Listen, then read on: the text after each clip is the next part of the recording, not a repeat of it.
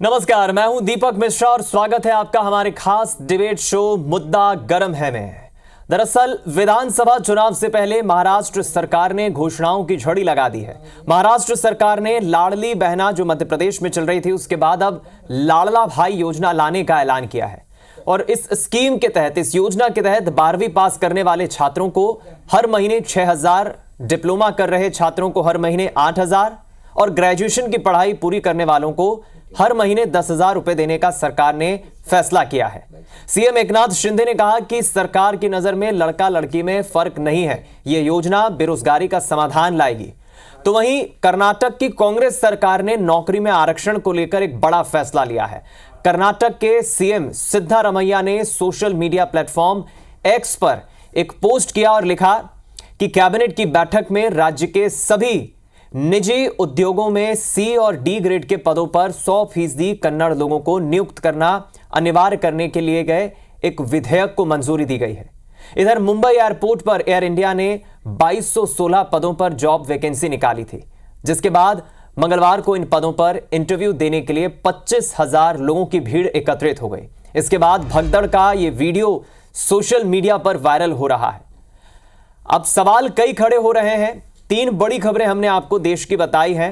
कहीं पर भत्ता देने का ऐलान, तो कहीं पर बेरोजगारी का समाधान ढूंढने की बात, और कहीं रोजगार के लिए धक्का खाते बेरोजगारों की भीड़।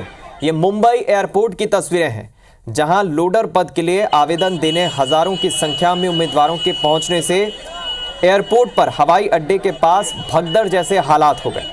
हालांकि पुलिस ने जल्द ही स्थिति को नियंत्रित कर लिया।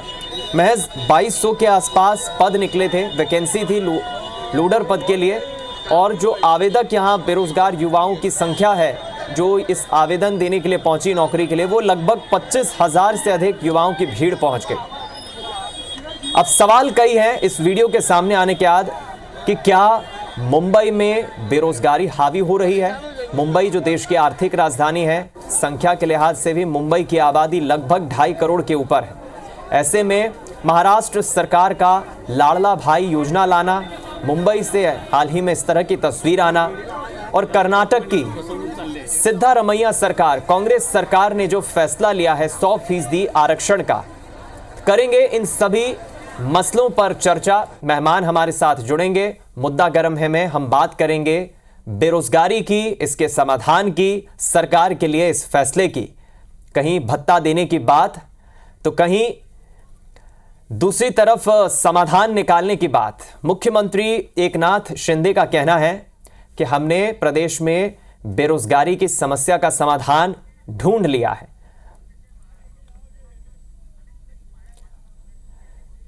तो चलिए इस चर्चा में मुद्दा गरम है में जो मेहमान हमारे साथ जुड़ रहे हैं, पैनल में आपका परिचय करा देते हैं। बीजेपी नेता सच्चिदानंद उपासने जी जुड़ रहे हैं और कांग्रेस के प्रवक्ता केदार सिरोही जी जुड़ रहे हैं। आप दोनों पैनलिस्ट का बहुत स्वागत है। वरिष्ठ पत्रकार सरमन नगेली जी भी हमारे साथ जुड़ चुके हैं, आपका भी बहुत स्वागत है सरमन जी।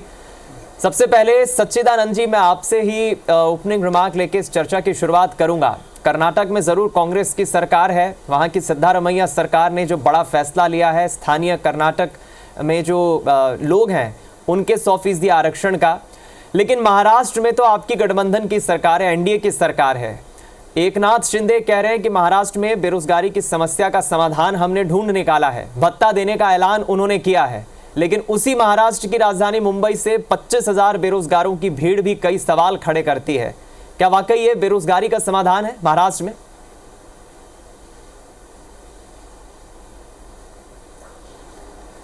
नहीं, एक हद तक जो है जिस प्रकार से कर्नाटक की सरकार ने, और ये 100% विधेयक जो उद्योगों के लिए सी और डी कैटेगरी में स्थानीय लोगों को भर्ती करने का जो नियम बनाया है, विधेयक पारित किया है, वो कहीं ना कहीं एक प्रांत तक सीमित है, एक भाषा तक सीमित है। इस प्रकार की संकीर्णता कम से कम भारतवर्ष में मान्य नहीं होनी चाहिए, क्योंकि ये भारतवर्ष सबका विचार करने वाला, एक समग्र विचार करके चलने वाला एक देश है। और यहाँ पर इस प्रकार से यदि हर राज्य अपने अपने प्रदेश में इस प्रकार से निर्णय लेगा, तो वो प्रतिभाएं और वो जो शिक्षित लोग हैं वो कहीं भी जाकर नौकरी करने की जो उनकी आज छूट है उससे वंचित होंगे, और कहीं ना कहीं उन उद्योगों को भी अच्छे लोग नहीं मिलेंगे, उद्योगपतियों को अच्छे लोग नहीं मिलेंगे जिनकी वास्तव में दूसरे राज्य से उनको आयातित करना है, मंगाना है जी। तो वे भी एक प्रकार से उद्योगों का भी नुकसान उसमें दिखता है, ठीक है, उत्पादन का नुकसान भी दिखता है। उपासने साहब, किसी न किसी रूप में एक उस राज्य चीज लेकिन का मैं आपसे राष्ट्र का समझना नुकसान चाहूंगा, जो है, क्योंकि ये जब वो भत्ता देने की दिखाई बातें देता है। होती तो ये भी साथ ही फ्रीबीज साथ- में आता है, सरकार पर बोझ बढ़ता है आर्थिक रूप से, क्योंकि उन्हें पैसा देना है योजनाओं के तहत। अब ये जो 3 अलग अलग कैटेगरी महाराष्ट्र में निकाली है, 6,000, 8,000 और 10,000 रुपए प्रति माह देने की, ये कहीं ना कहीं आएगा तो फ्री ब्रीज में। बेरोजगारी शुरू से बड़ा मुद्दा रहा है। विपक्ष में बैठी कांग्रेस ने समय समय पर बेरोजगारी को लेकर आप पर हमला बोला है, लेकिन एक तरफ देश की आबादी भी बढ़ रही है, नौकरियों की डिमांड भी बढ़ रही है। ऐसे में अधिकांश राज्यों में जब आपकी सरकारें हैं तो क्या एक उचित रणनीति के साथ पार्टी काम कर रही है, सरकारें काम कर रही है, इस पर क्या मत रखते हैं आप? देखिए, महाराष्ट्र के निर्णय में ये नहीं कहा जा सकता कि किसी प्रादेशिक भावना से या किसी भाषाई भावना से ये निर्णय लिया गया है। अपितु जो निर्णय लिया गया है कि आज अर्थ के अभाव में बहुत लोग पढ़ नहीं पाते हैं, उच्च शिक्षा ग्रहण नहीं कर पाते हैं। इस प्रकार की स्थिति में उनको यदि ये थोड़ा सा आर्थिक मदद हो जाए तो उस आर्थिक मदद का लाभ करके वे उस डिग्री तक पहुंच सकते हैं, उसको हासिल कर सकते हैं। और इस मदद के कारण जो प्रतिभाएं कहीं ना कहीं रुक जाती है कि अर्थ के अभाव में आज यदि किसी झुग्गी झोपड़ी में रहने वाला विद्यार्थी है लेकिन उसकी प्रतिभा इतनी है कि वो पढ़ सकता है, लेकिन आज वो किताबें नहीं खरीद सकता, आज वो फीस जमा नहीं कर सकता, तो उसके लिए अर्थ का अभाव होता है। उस अर्थ के अभाव में इस प्रकार से ये एक प्रकार से उसको जो मदद सरकार के द्वारा दी जा रही है उसकी प्रगति में सहायक होगी। और जो बेरोजगारी बढ़ती इसीलिए है कि उस सीमा तक पहुँच जो आज आपको मुंबई में भीड़ दिख रही है, तो उसमें ये कोई पहली बात नहीं है। मैं भी बचपन से देख रहा हूँ, जब मैं पढ़ रहा था तो मैं जब रोजगार दफ्तर में नामांकन करने जाता था, नामांकन के लिए या नामांकन का पंजीकरण, उसका नवीनीकरण करने के लिए, तो अब देखता था कि वहाँ केवल इसी के लिए जो पंजीयन कराने के लिए ही वहाँ 500-600 लोगों की भीड़ लगी रहती थी। नवीनीकरण कराना है तो उसके लिए घंटों लगाना पड़ता था।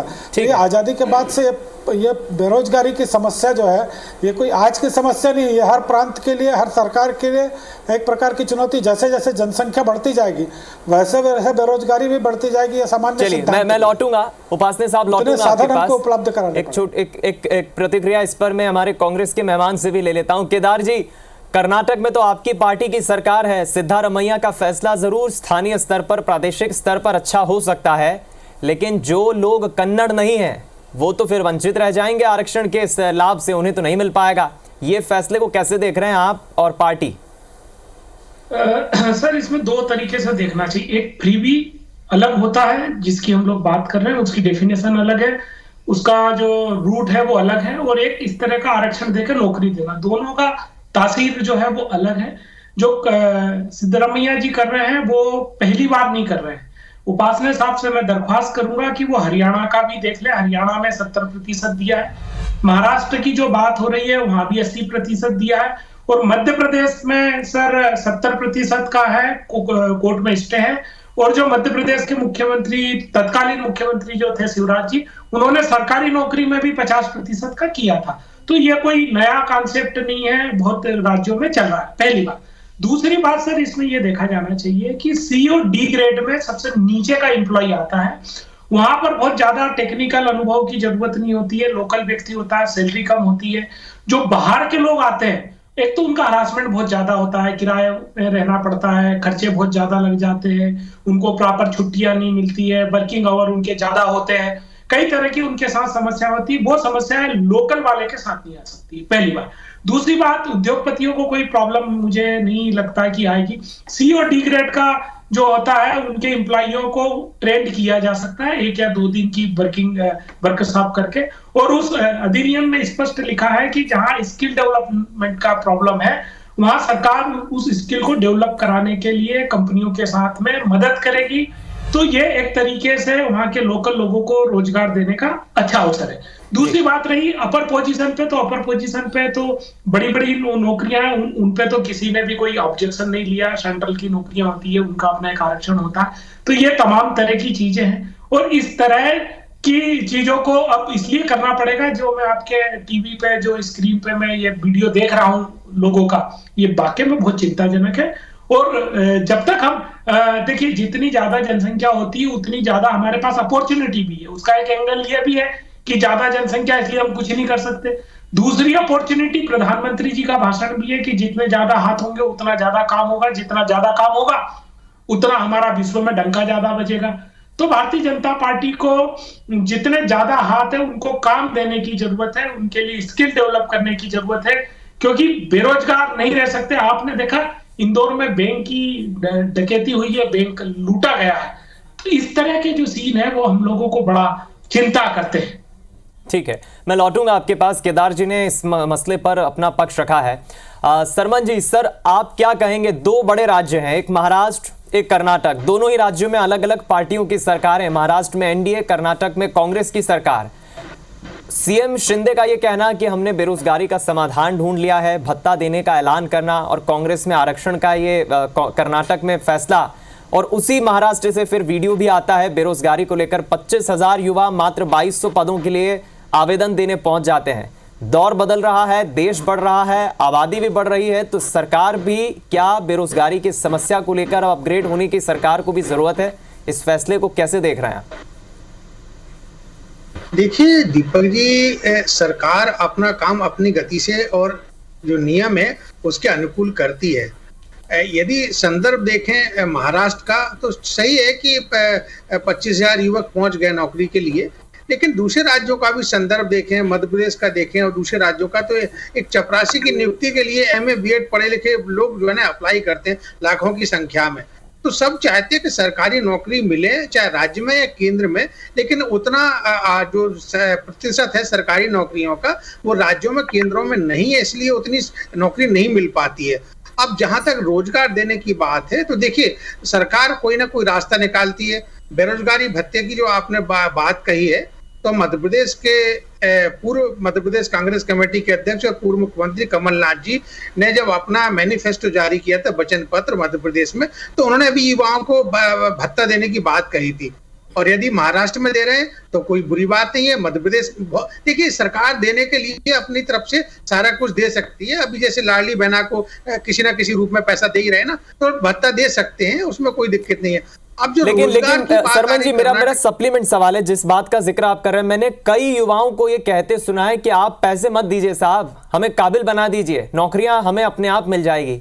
तो ये जो फ्रीबीज के तहत सरकार पर बोझ होता है किसी ना किसी बहाने योजनाओं के जरिए पैसे देने का, सरकार काबिल बना दे, इस दिशा में भी कुछ काम होना चाहिए।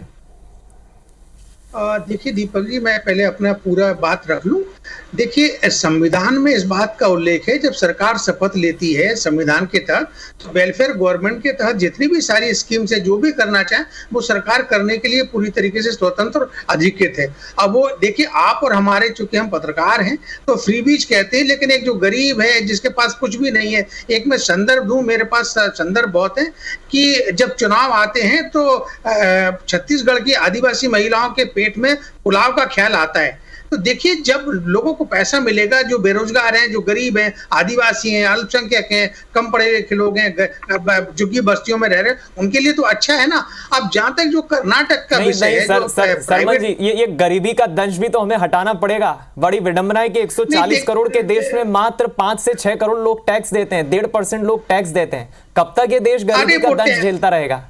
अरे देखिए, टैक्स की बात बड़ी बात है, अपन स्टूडियो में करते हैं, अच्छी बात है। आज भी कितने टैक्स पेयर्स हैं। अब मैं संदर्भ दे रहा हूँ आपका कर्नाटक का। देखिए, मेरा ये मानना है कि मध्य प्रदेश में भी जो सरकारी नौकरियों के अलावा जो उद्योगों में नौकरियां दी जाती है उसका 50 का प्रावधान है। पश्चिम बंगाल में 75% का प्रावधान है। आपके महाराष्ट्र में है, कर्नाटक में आपने इसे किया है। तो देखिए, ग्रुप सी या डी या जो इस तरह की चीजें हैं वहां करने के लिए राज्य सरकारें स्वतंत्र हैं, क्योंकि वो कोई संवैधानिक जो अपनी आरक्षण का जो मामला है उसका कोई वायलेशन नहीं हो रहा है। ये तो हमारे, देखिए मध्य प्रदेश में देखें तो जो दूसरे राज्यों के SC ST है उनको नौकरी नहीं मिल सकती क्योंकि उनका सर्टिफिकेट यहाँ मान्य नहीं है। ऐसे दूसरे राज्यों में भी ये स्थिति है। तो जब कर्नाटक ये निजी क्षेत्र में ऐसी चीज लेकर आ रही है, उसमें किसी को कोई आपत्ति जैसी मेरे को स्थिति नहीं लगती है, क्योंकि देखिए एक तरफ दलितों के लिए अलग से रिजर्वेशन की बात आ रही है, सरकारी नौकरियों में भी माननीय राहुल गांधी जी ने तो अपना पूरा का पूरा जो न्याय मैनिफेस्टो है वो पूरा इसी पर फोकस किया था कि हम प्राइवेट सेक्टर में दलितों को नौकरी देंगे, हम ये करेंगे, हम वो करेंगे, ठेके देंगे। तो देखिए इसमें किसी को कोई आपत्ति नहीं होना चाहिए। मैं सरमन जी की इस बात को सिरे को आगे बढ़ाते हुए उपासने साहब आपके पास ला रहा हूं। ठीक है, सरमन जी ने भी वैलिड पॉइंट कहा है कि उस गरीब के लिए तो काफ़ी बड़ी बात है अगर उसे मुफ्त में इन योजनाओं का लाभ मिल रहा है, अगर उसे अन्न मिल रहा है, उसे राशि मिल रही है। लेकिन जो पढ़ा लिखा नौजवान है वो तो इस बात का पक्षधर है, और मैंने कई युवाओं को सुना भी है कि आप हमें काबिल बनाइए। तो क्या सरकारों को, मैं किसी एक पार्टी की बात नहीं कर रहा हूं, किसी भी पार्टी की सरकार हो, सरकारों को युवाओं को काबिल बनाने के लिए, गरीबी को दूर करने के लिए क्या पहल करना होगा, क्या आवश्यकता आप इस दिशा में महसूस करते हैं, या भत्ता देना काफी है?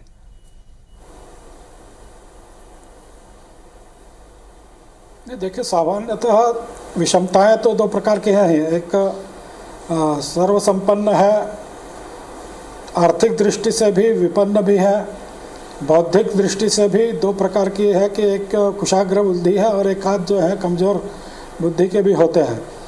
ये इस प्रकार का पैमाना है कि जिसको बढ़ाना इस सरकार की जिम्मेदारी है कि जो लोग कुशाग्र बुद्धि के या कुछ करना चाहते हैं तो सरकारों ने उनके लिए भी अलग प्रकार से योजनाएं लगाकर उनके रोजगार की भी चिंता की है। ऐसा नहीं है कि उनकी चिंता नहीं करके जो है केवल गरीब वर्गों के लिए किया गया है। जिस प्रकार से माननीय प्रधानमंत्री जी ने लगातार जो रोजगार के कैंप लगाए और जो जिस प्रकार से उन्होंने रोजगार के प्रमाण पत्र देकर उनको सीधे भर्ती के प्रमाण पत्र दिए, उसमें आप देखेंगे कि सभी वर्गों के लोग हैं। उसमें जो आंकड़े प्रकाशित किए गए उसमें आपको दिखेंगे कि गरीब से गरीब भी है और उसमें जो है अच्छे वर्ग के लोग भी हैं। तो ये किसी प्रकार से जो एक नारा जो उनका है, सबका साथ सबका विकास सबका विश्वास, तो ये उसी अनुरूप ये नौकरियां भी जो है उन्होंने सभी उद्योगों के लिए भी दी और शासकीय स्तर पर भी वो नौकरियां दी। और उसके लिए सब प्रकार से प्रशिक्षण के कार्यक्रम भी जो है पूरे देश भर में, चाहे आपको पायलट बनना है तो पिछले 15 वर्षों में जब यहाँ डॉक्टर रमन सिंह जी की सरकार थी तो आदिवासी क्षेत्रों की लड़कियां भी पायलट बनी यहाँ पर। उनको इस प्रकार का ट्रेनिंग देकर जो है वो पायलट तक बनाने का काम किया गया, आदिवासी नौजवानों को पायलट बनाने का काम किया गया। ठीक है, अनेकों काम हुए दिल्ली में, मुझे याद है। मैं इस पर केदार जी संक्षिप्त में आपसे मैं समझना चाहूंगा, आप किस बात के पक्षधर हैं? उपासने जी तो गिना रहे हैं क्योंकि कई काम हुए हैं, लेकिन भत्ता देना क्या ये काफी है? काबिल बनाने पर आपका क्या मत है? और एक बड़ा वर्ग जो आरक्षण से वंचित है, जो आरक्षण की कैटेगरी में ही नहीं आता है, वो तो आज भी आरक्षण का विरोध करता है। सर देखिए, आज की जो समस्या है इसको 4 तरीके से हल किया जा सकता है। एक, सरकारी नौकरी निकालना पड़ेगा, निजी क्षेत्र में नौकरियां बढ़ानी पड़ेगी, स्वरोजगार बढ़ाने पड़ेंगे, और जो रह जाता है उन लोगों को इस तरह का भत्ता देना पड़ेगा। हमारे राहुल जी न्याय जो योजना के तहत जो किसानों को, गरीबों को, सबको, जब तक हम लोगों की जेब में पैसा नहीं डालेंगे इकोनॉमी खड़ी नहीं होगी। दूसरी बात, हम सरकार क्यों चुनते हैं? सिर्फ वोट डालने के लिए सरकार नहीं चुनते। सरकार इसीलिए चुनते हैं कि अमीरों से पैसा ले और जिन लोगों के पास काम नहीं है, जिन लोगों का जीवन यापन में तकलीफ आ रही है, उनके जीवन यापन को सरल बना। तो ये सरकार की पहली प्राथमिकता है कि वो किसी भी तरीके से, तभी तो हम लोकतांत्रिक देश के पक्षधर हैं। हम क्यों चाहते हैं कि चुनी हुई सरकार बने? वो इसीलिए चाहते हैं कि सब लोगों का जीवन सरलता के साथ में आगे बढ़े। चलिए, इसमें कोई दौमत नहीं, आप सभी मेहमानों ने अपना अपना पक्ष रखा है, लेकिन इस वक्त दुनिया में, विश्व में भारत सबसे घनत्व आबादी वाला देश है और युवाओं की संख्या हमारे देश में विश्व के किसी भी देश के मुकाबले सबसे अधिक है। उस युवा का ख्याल रखना और उसे आगे बढ़ाना, ये हमारी सरकारों की जिम्मेदारी है। सत्ता में कोई भी पार्टी आए, एक सार्थक चर्चा रही। बहुत शुक्रिया सच्चिदानंद उपासने साहब, केदार सिरोही जी और सरमन नगेले जी, आप तीनों पैनलिस्ट का बहुत शुक्रिया। दीजिए इजाजत, नमस्कार।